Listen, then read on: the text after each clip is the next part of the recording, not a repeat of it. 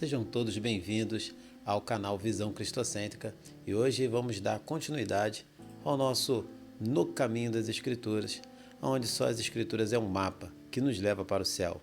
E estamos aí trabalhando a carta aos Colossenses, nessa estrada da carta aos Colossenses do capítulo 1, do verso 9 ao 12. E hoje especificamente vamos trabalhar o verso de número 10. E o No Caminho te pergunta, é a pergunta que está norteando o nosso pensamento para o nosso tema principal.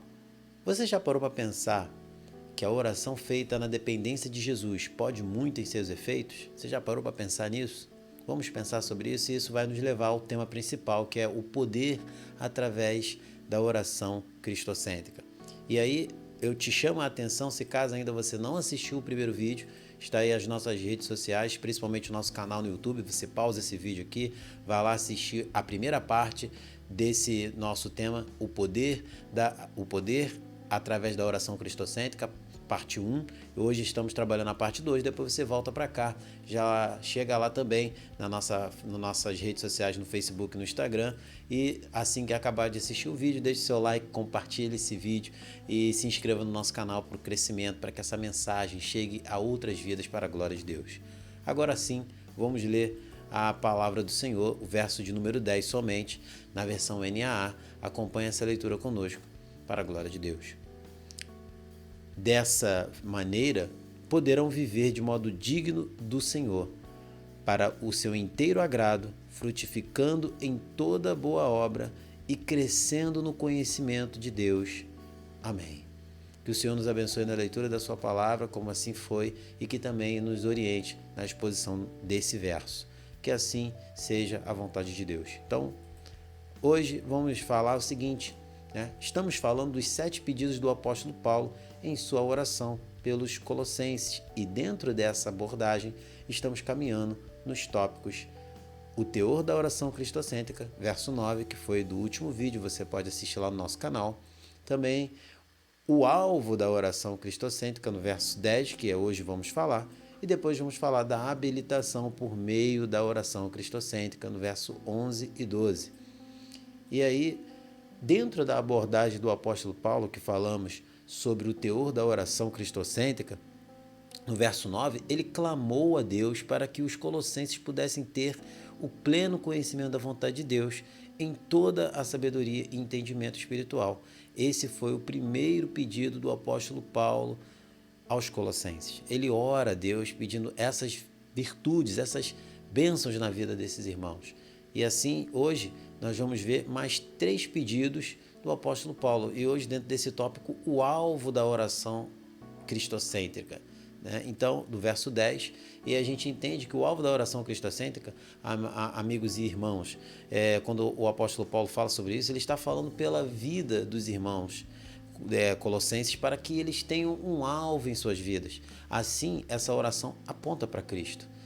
Aqui nesse tópico, vamos ver 3 pedidos do apóstolo Paulo pela vida dos irmãos colossenses, porque Paulo quer que eles cresçam. Paulo ora preocupado porque sabe dos ataques dos falsos mestres naquela igreja, tentando diluir o evangelho que já foi pregado pelo amado irmão Epáfras, tentando diluir, trazendo falso conhecimento, e o apóstolo Paulo, tomando conhecimento disso, ora a Deus pedindo para que eles tenham esses 7 pedidos, que já vimos um no vídeo passado e hoje vamos ver mais 3.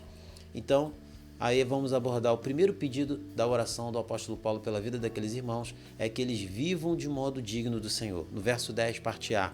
E vamos entender melhor isso. A palavra do grego para digno se refere ao termo adequado. Para os judeus, esse viver significa orientar-se, comportar-se, mas Paulo chama os crentes a viverem não de acordo com as tradições orais do judaísmo, mas de uma forma que sejam para o inteiro agrado do Senhor Jesus Cristo. E o que Paulo está falando aqui? Que se vocês estão vivendo de forma digna, não é só um comportamento que é viver de forma digna, não é só uma aparência, mas é viver inteiramente todas as áreas da vida, todo o nosso ser tem que ser vivido para Cristo. Isso é viver de modo digno, em todas as áreas, pensamento, comportamento, tudo deve apontar para Cristo. Não é só num comportamento externo. Isso não mostra, isso não vai demonstrar que estamos vivendo de modo digno, porque podemos estar vivendo numa forma de comportarmos de forma aparentemente de modo digno, mas o nosso viver onde ninguém está vendo, não está sendo para o louvor da glória de Deus. Então, eu vou fazer uma citação, abro aspas e leio para vocês. Uma vez que alguém detém o verdadeiro conhecimento, isso necessariamente tem de se traduzir na prática. Então, a gente vê, fecha aspas, que o Augusto Nicodemos, reverendo Augusto Nicodemos, fala isso no seu livro A Supremacia e a Suficiência de Cristo, na página 25. E ele diz o seguinte: se eles receberam pleno conhecimento da vontade de Deus, estão vivendo então de modo digno, e esse modo digno é prática, todos os dias, diariamente. E isso a gente sabe que aqueles homens que estavam tentando levar aquele falso ensino para dentro da igreja aos irmãos dos Colossenses, eles não eram tudo aquilo que eles falavam com seus lábios. Mas o apóstolo Paulo ora a Deus para que eles vivam na prática, para que eles não sejam enganados.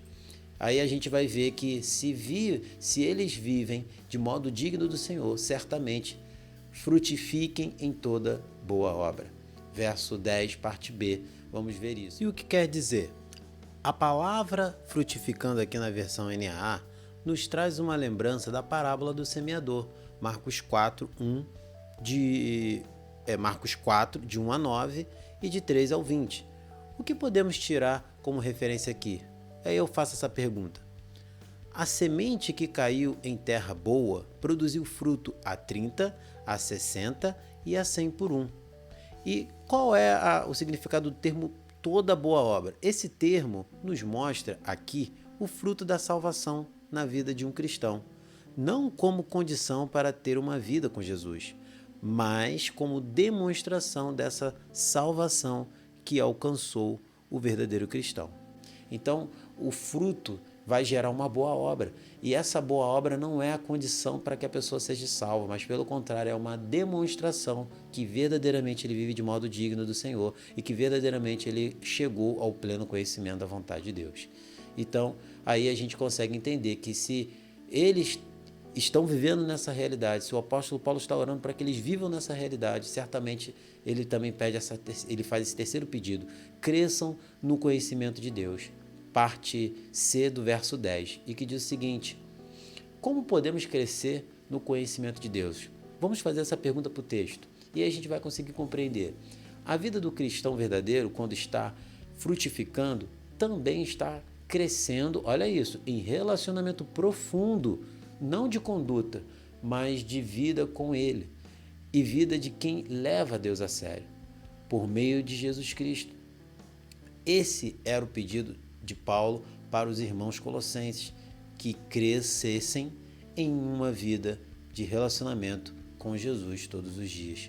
Repararam, amados irmãos, que o apóstolo Paulo está falando a respeito de vida, e a vida não é uma coisa só na conduta, porque aqueles falsos mestres viviam uma conduta de alguém santo, alguém de Jesus, alguém que realmente vivia o evangelho, mas na verdade era a filosofia própria dos seus corações, um ensino místico que estava tentando entrar naquela igreja e diluir o evangelho verdadeiro. Mas na verdade o que o apóstolo Paulo está falando aqui sobre a vida de um verdadeiro cristão é uma vida vivida na pessoa de Jesus Cristo, pela pessoa de Jesus Cristo.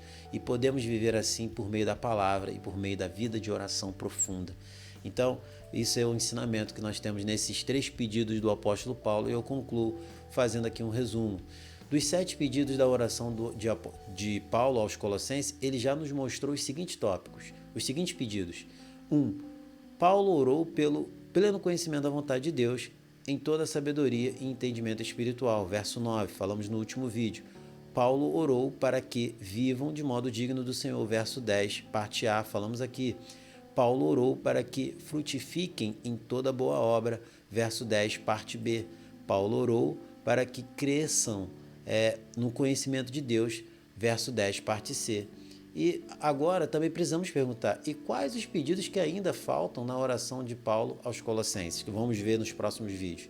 Paulo vai orar para que sejam fortalecidos com todo o poder, verso 11, Paulo vai orar para que sejam perseverantes e pacientes em todas as situações, verso 11, parte B.